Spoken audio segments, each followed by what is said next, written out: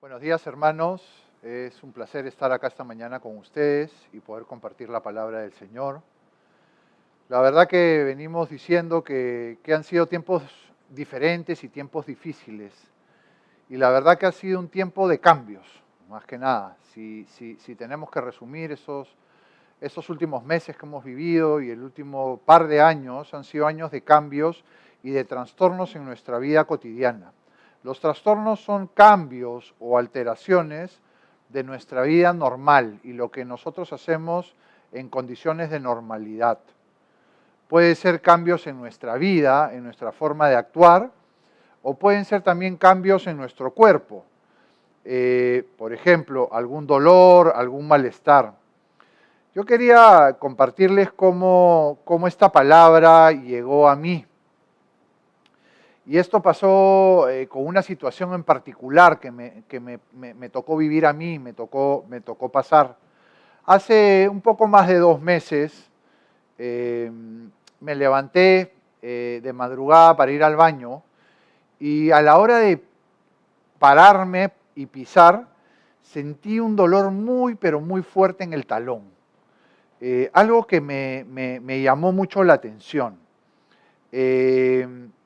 Y pensé en ese momento, me habré golpeado con algo, me habré tropezado y de repente puedo tener un moretón. Me acuerdo que revisé el talón del pie izquierdo en busca de o de alguna marca de algún golpe que yo pueda haber tenido. La verdad que me llamó la atención, ¿no? Y bueno, pensé la verdad que era algo momentáneo, no encontré nada en el talón y continuaron mis días. Pero al día siguiente me volví a levantar en la mañana y volví a tener ese dolor. Ya se convertía en un dolor recurrente. No sé si todos los hombres somos iguales, pero en general a mí no me gusta ir al doctor. La verdad que hago lo que sea para no ir al doctor. Entonces, como no quería ir al doctor por este dolor, hice lo que creo que muchos de nosotros hacemos, me quedé calladito nomás. Y comencé a vivir con este dolor. Comencé a tratar de solucionar este dolor en mi propio entendimiento. Entonces comencé a tomar una pastilla para el dolor. El dolor bajó un poco, pero igual continuaba. Y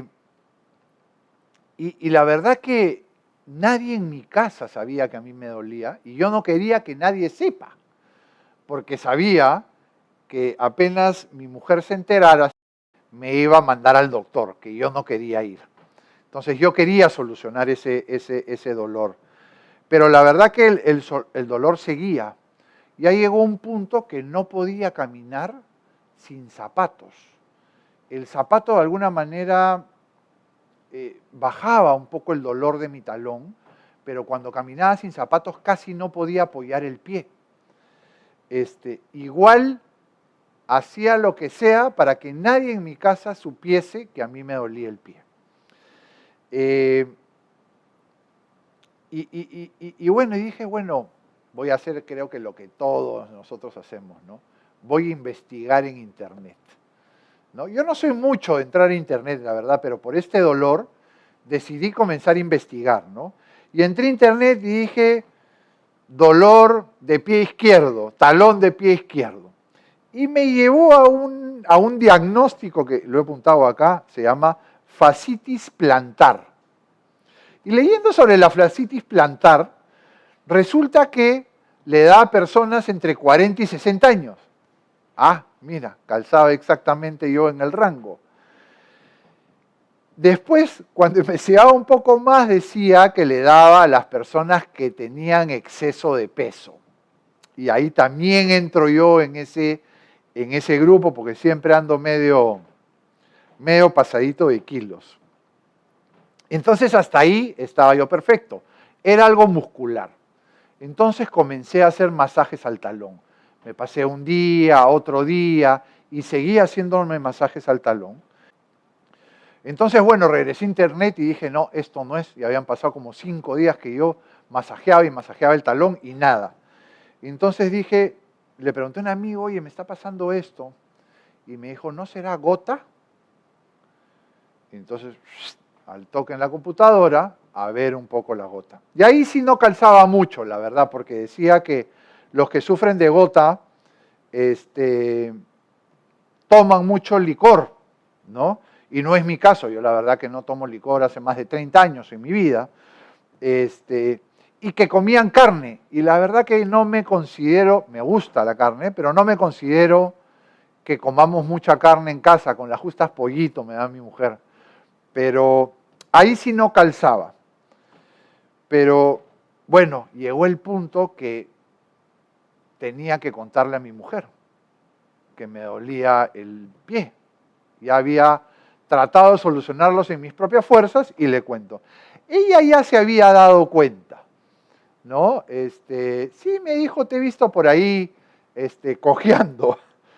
Entonces, mi mujer me dijo, tenemos que ir al doctor. Y era justo lo que yo no quería, ¿no? Entonces, bueno, por casualidades, Marilu tuvo que salir de viaje y todo como que pasó al olvido, ¿no? Y bueno, yo seguía con el dolor. He querido hacer esa introducción y de ahí les voy a contar más adelante cómo acaba la historia del dolor en el talón que tenía, que era algo que parecía no importante, pero después comenzó a no dejarme estar tranquilo y no dejarme conducirme normalmente en el día. Quiero invitarlos al Salmo 42:5, que va a ser el salmo principal de esta palabra. Y dice así, ¿por qué te abates, oh alma mía, y te turbas dentro de mí? Espera en Dios, porque aún he de alabarte, salvación mía y Dios mío. Y en este punto, en este salmo nos hacen dos preguntas específicas, ¿no? La primera es, ¿por qué te abates, oh alma mía? ¿Por qué te agobias? ¿No? Y la verdad que como les he contado en la historia, muchas veces nos cuesta identificar la causa de lo que a nosotros nos está abatiendo o nos está agobiando, ¿no? O esa molestia que tú tienes, o ese sentir que tú tienes. Como yo les conté en el ejemplo, tenía esta molestia y yo trataba de encontrar cuál era la causa de este dolor. Y no podía encontrarlo y buscaba y no podía encontrarlo porque muchas veces no es fácil encontrar la causa de nuestros males, la causa de nuestro dolor, la causa que realmente está trastornando nuestra vida. A veces puede ser un dolor, a veces te puedes sentir cansado, a veces te puedes sentir triste, a veces te puedes sentir medio decaído, o molesto, o tal vez deprimido. Y buscas y piensas cuál es la razón. ¿No les pasa muchas veces eso? Que sienten algo y que no logran identificar cuál es la causa que está generando esa situación en sus vidas. Y buscas en tus propias fuerzas una solución a tu molestar y no le das, como me pasaba a mí. No le daba y no le daba. No es tan fácil encontrar la causa del abatimiento que tú puedes estar pasando. Muchas veces crees que es algo superficial, que es algo evidente, algo que hablas con algún hermano, con algún familiar y que tú le cuentas tu situación y pueden pensar que esa es la causa. Pero la realidad es que tú estás pasando una situación que te agobia, que te causa ansiedad, que estás inquieto, que no estás tranquilo. Y este malestar puede hacer algún punto que te disgustes. Incluso te puedes molestar hasta con Dios mismo, ¿no? O tal vez ponerte muy triste y decaído, que es lo más probable. Y ahí quiero regresar a la historia del talón, porque mi esposa estaba de viaje y en algún punto mi hija Micaela se lesionó, comenzó a tener un dolor muscular. Y llamamos a un especialista, a un traumatólogo, para que vea el dolor de Micaela. Y bueno, le identificó el dolor a Micaela y yo aproveché que él estaba ahí. Él es una persona bien, es increíble porque es una persona que va con un ganchito y ese ganchito lo pone en el músculo e identifica la raíz del dolor muscular que tú tienes. Entonces dije, bueno, a él le tengo que preguntar, ¿no? Entonces le pregunté hoy y le conté toda la historia que les he contado a ustedes. Y me dijo, no es el talón el problema. Me he pasado 25 días masajeando el talón, preocupado, no es el talón. Y me puso los pies arriba y descubrió que la raíz del problema estaba en la parte media de la pierna, ¿no? Y me tocó un músculo en la pantorrilla y tuve un dolor, era como que me pasaran 220 voltios. Y me dijo, tu problema no es el talón, está acá. Y me tocó el punto y yo sentí un dolor fuertísimo. Yo no lo podía creer. Me había pasado pensando 45 días que me dolía el talón y el problema no era el talón, sino era la pantorrilla. Finalmente él me dio unos masajes y me mandó a hacer una rehabilitación. Y por eso yo decía, y hacía un símil, ¿no?, entre nuestros problemas y encontrar la razón. Yo no le iba a dar en mis propias fuerzas nunca a que el problema era ahí. La raíz de los problemas son difíciles de encontrar, pero no por eso no debemos de dejar de pensar cuál puede ser la raíz de nuestro mal. Lo que pasa es que muchas veces la raíz del problema no nos va a gustar. No va a ser agradable, no va a ser lo que queremos escuchar. Como yo, que descubrí que el problema era la pantorrilla y que ahora tenía que hacer unos ejercicios para que eso cambie. No me gustó, para mí era más fácil tomar una pastilla y que me solucionaran el problema, ¿no? Ese es el problema, que la raíz del problema no nos gusta, porque de repente no es fácil solucionarla, porque implica que tú tengas que cambiar, implica que tú tengas que reconocer algo que estás haciendo mal en tu vida. Y la segunda pregunta que hace este versículo es, y dice, ¿y por qué te turbas dentro de mí? ¿Y por qué te preocupas? ¿Y por qué te afliges? Y en realidad hay una historia muy conocida que todos los creyentes sabemos, que pasa de un milagro muy grande a una depresión de querer morirse momentos después o días después, ¿no? Y la vamos a revisar muy rápidamente. Es la historia de, ya deben estar pensando, Elías, ¿no? Y para ponerlos en contexto,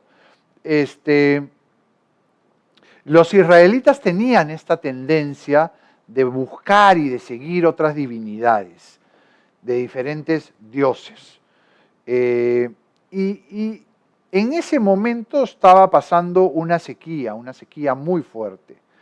Y Elías le dice a Acab que reúna a los profetas de Baal en el Monte Carmelo para hacer un holocausto, para prender fuego en el altar.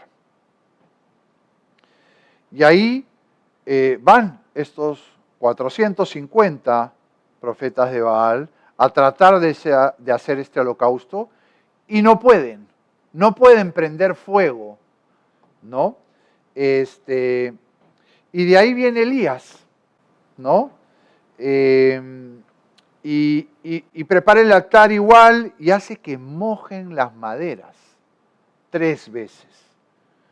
Y le pide a Dios que prenda fuego. Y finalmente, contra toda la lógica humana, si tú mojas una madera va a ser mucho más difícil que se prenda fuego. Y Elías lo hizo a propósito porque sabía que cuando Dios hace cosas, las hace grandes, las hace enormes. Y Dios prendió fuego ese altar. Y esto evidentemente dejó en ridículo a todos los profetas de Baal y dejó como el gran vencedor a Dios. Entonces Elías como vencedor ordena que maten a esos profetas. Pero de ahí la sequía paró y de ahí va la segunda parte de la historia que está en Primera de Reyes 9, del versículo 1 al versículo 4. Y dice, Acab dio a Jezabel la nueva de todo lo que Elías había hecho y de cómo había matado a espada a todos los profetas.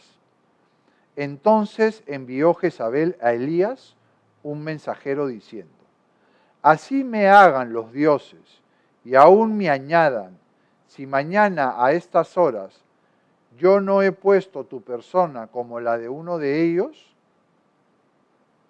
Viendo pues el peligro, se levantó y se fue para salvar su vida. Y vino a Berseba, que está en Judá, y dejó ahí a su criado. Y él se fue por el desierto un día de camino, y vino y se sentó debajo de un enebro, y deseando morirse dijo, basta ya, oh Jehová, quítame la vida, pues no soy yo mejor que mis padres. O sea que Dios le había dado una victoria enorme a Elías. Pero de ahí viene una mujer, que seguro tenía una fama de mala, y lo amenazó. Y él automáticamente pasó a estar en una situación de desánimo, deprimente, a tal punto de desear morirse. Qué fuerte, ¿no? Qué fuerte eso que puede haber vivido él. Que llegues a un punto que digas, oh Jehová, quítame la vida. Y eso a mí me parece familiar en mi vida.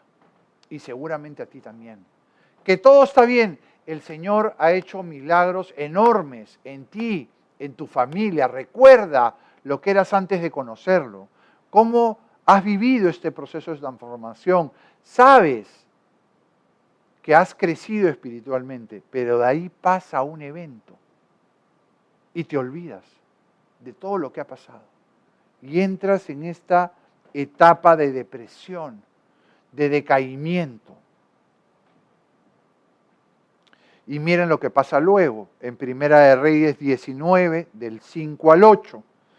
Dice, y echándose debajo del enebro, se quedó dormido, y he aquí luego un ángel le tocó y le dijo, levántate, come.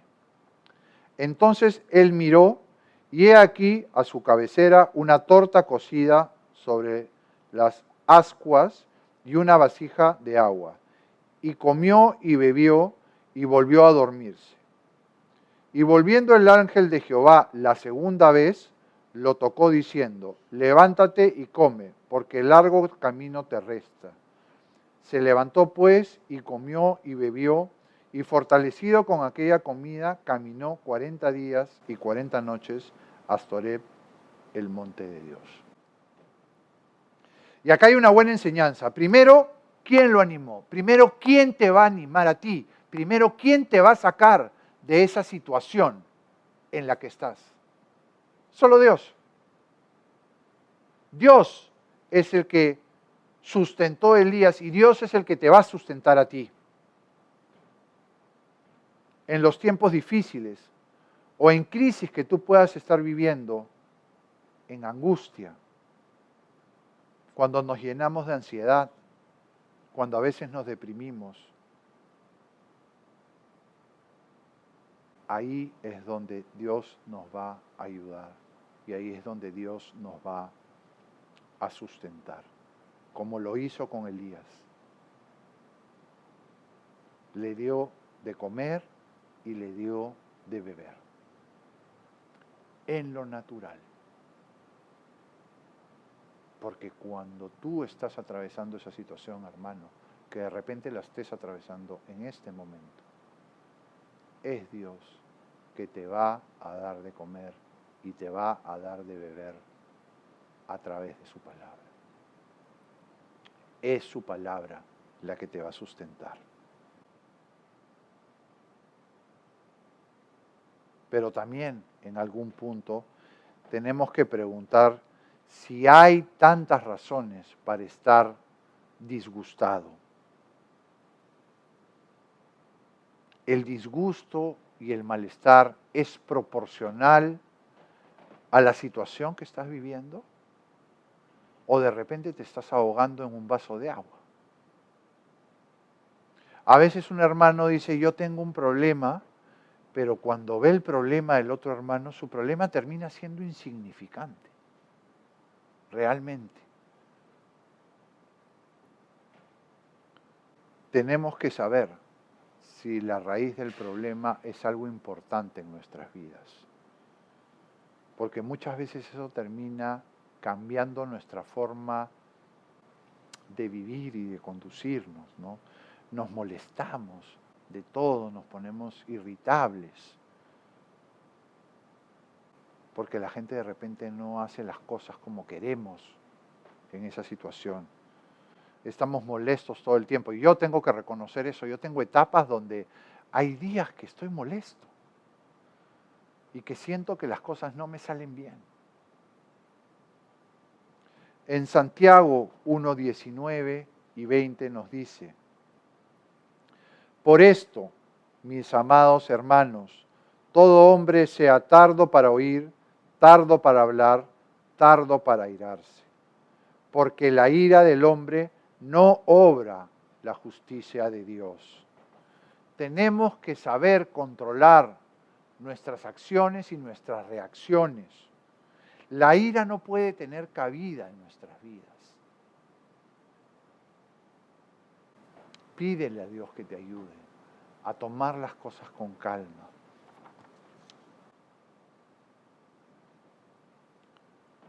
Porque yo te hago una pregunta. En esta aflicción o en esta molestia que tú estás viviendo, ¿dónde está Dios? ¿Dónde está Dios en tu vida? En Primera de Pedro 1:13, la palabra nos dice, por tanto, ceñid los lomos de vuestro entendimiento, sed sobrios y esperad por completo en la gracia que se os traerá cuando Jesucristo sea manifestado.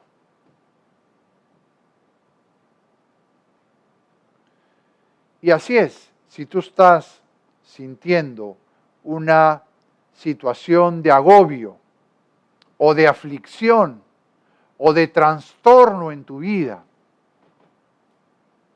tú tienes que hacer un compromiso contigo mismo. Y es tener la convicción, como lo dice el Salmo, de esperar en Dios. Recuerdan que habíamos leído el Salmo 42:5, que es el salmo principal de este compartir. Pero yo quisiera también leer el Salmo 42:11. Está 6 versículos más arriba. ¿Qué dice el Salmo 42:11? Dice, ¿por qué te abates, oh alma mía? ¿Y por qué te turbas dentro de mí? Espera en Dios, porque aún he de alabarle, salvación mía y Dios mío. Y anda unos versículos más adelante y lee el 43:5, que dice, ¿por qué te abates, oh alma mía? ¿Y por qué te turbas dentro de mí? Espera en Dios, porque aún he de alabarte, salvación mía y Dios mío. Estamos hablando de 3 versículos iguales, en casi de repente la misma cara de tu Biblia. Preguntémonos por qué el Señor nos repite el mismo versículo 3 veces seguidas en 2 salmos. ¿Por qué creen? ¿Por qué tú que eres padre o madre le repites algo a tus hijos tantas veces? ¿Cuál es la razón por la cual nosotros le repetimos a nuestros hijos las cosas? ¿Por qué? Primero, porque es algo importante. No vamos a repetir algo que no sea algo importante. Segundo, porque realmente es nuestro deseo que ellos lo entiendan y lo sepan. Y es lo mismo que pasa con nuestro Padre Celestial, con nosotros. Esa es la razón por la cual en estos dos salmos repiten 3 versículos y nos dicen lo mismo. Y la parte central de esos 3 versículos es: espera en Dios. Y esperar en Dios implica tener esperanza, tener una expectativa de lo que Dios va a hacer con nuestras vidas, porque va a hacer con tu vida algo, va a hacer algo con la situación que te está tocando vivir ahora a ti, algo.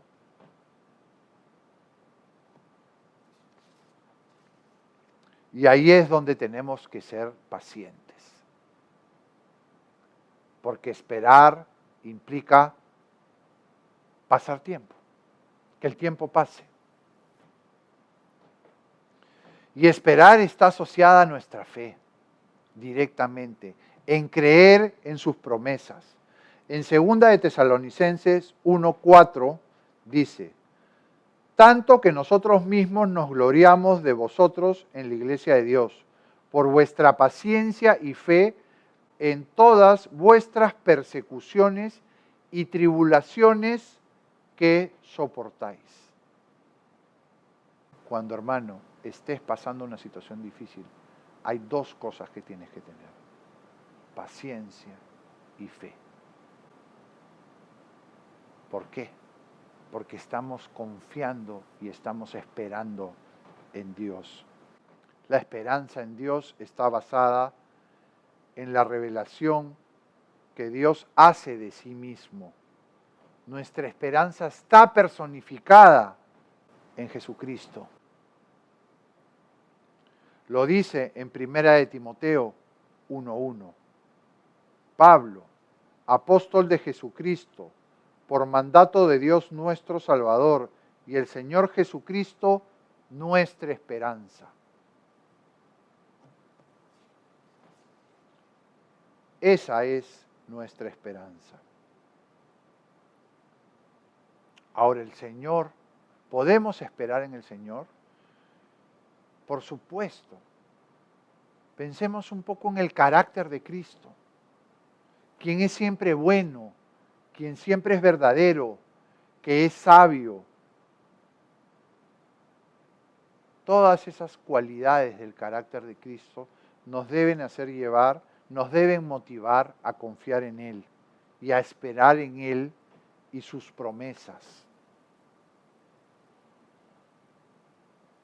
Hebreos 10:23 dice: mantengamos firme, sin fluctuar, la profesión de nuestra esperanza, porque fiel es el que prometió.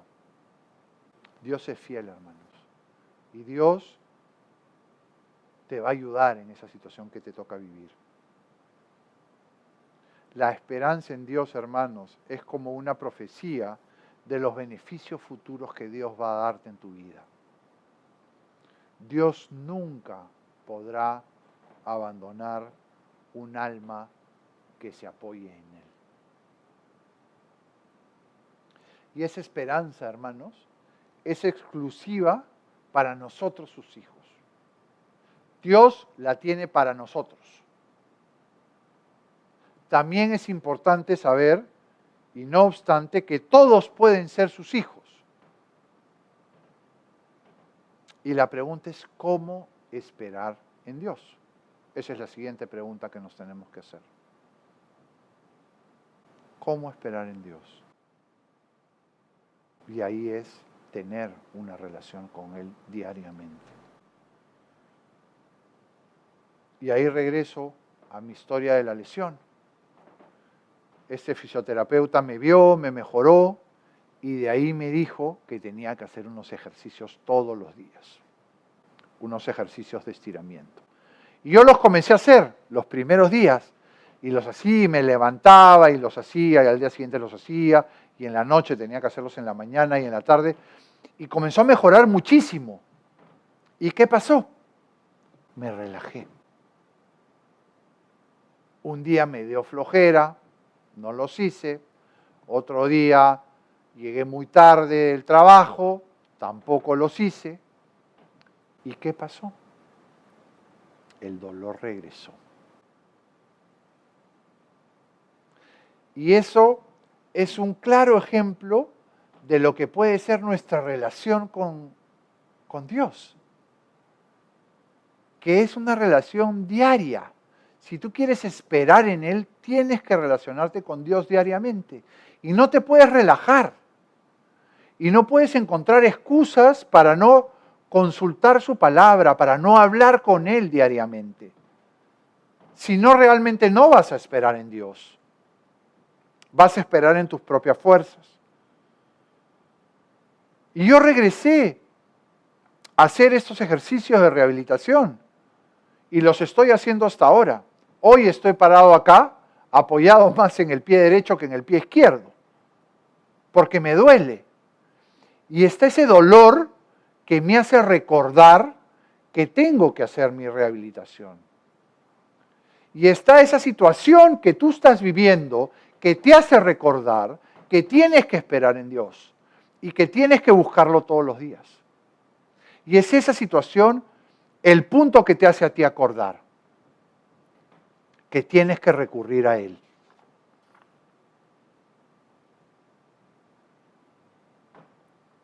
Y en algún punto, hermanos, en algún punto esta situación pasará.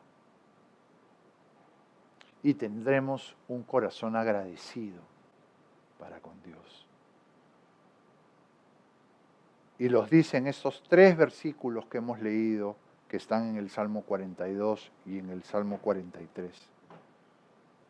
Que ocurrirán cosas que nos llevarán al agradecimiento, a esa acción de gracia, a esa alabanza, a agradecerle a Dios.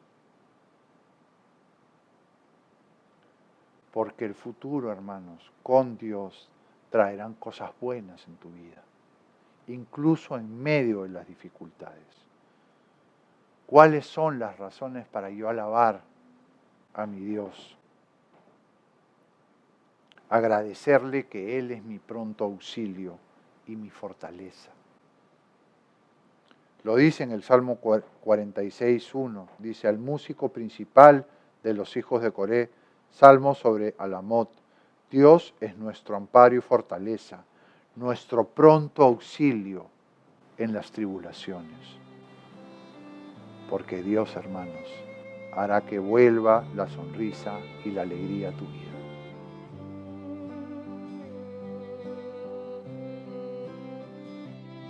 Esperar en Dios nos da descanso. Y así es, hermanos, esta mañana, tarde ya, hemos compartido sobre ese tipo de situaciones dolorosas o de abatimiento que nos toca vivir. Cuando nosotros estamos abatidos y turbados, busquemos la palabra de Dios y hazte esta pregunta: ¿por qué estoy turbado? ¿Cuál es la raíz de mi problema? Y seguramente, hermano, podrá coincidir con que tú estás un poco alejado del Señor.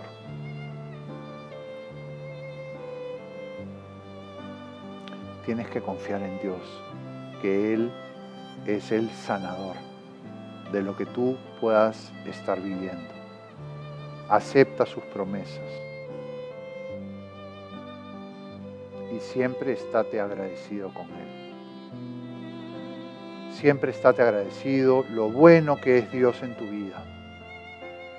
Porque, hermanos, el dolor pasará, la aflicción pasará, la situación difícil pasará.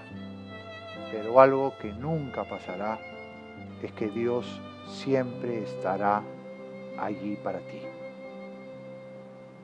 Que Dios los bendiga, hermanos.